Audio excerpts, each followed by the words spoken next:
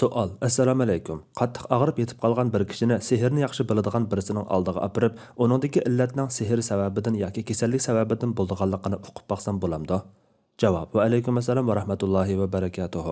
Sehrgarning oldiga berib kasalning ahvolini aniqlab beqishqimi, uning aytganlariga ishonishgimi, sehr qilingan kishini uning oldiga apirishqimi bo'lmaydi. Kelajakda bo'ladigan ishlarni, g'aybni bilishni da'vo qiladigan palchi, rammal, munajjim degandek kishilarning hammasi bu vaqtda sehrgarga o'xshash. Ayşe radhiyallohu anha deganki, ba'zi kishilar Rasululloh sallallohu alayhi vasallamdan palchilar to'g'risida so'ragan edi. Rasululloh ularning so'zi asossiz dedi. Ular palchilar ba'zida bizga biror ishni desa, rostilla ular degandek bo'lib chiqadi-ku dedi. Rasululloh ashu bir og'iz so'z rostdir. Ashu so'zni jinlar anglab qochidi. Andan uni yaqinlarning qo'lqiga akilib to'kidi.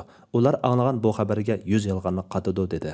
Og'rib qolgan kishini doktorlarga ko'rsatish lozim. Agar doktorlar kasalini topalagan taqdirda kasalni davolash bilan birga bemorga hadislarda kelgan duolarni o'qib qo'ysa bo'ladi. Kasalini topolmagan taqdirdami bemorni solih taqvodor bir kishining qashig'iga aparsa, u kishi uninga hadislarda kelgan duolarni o'qib qo'ysa bo'ladi yoki o'zi o'qib o'rib qo'ysa bo'ladi.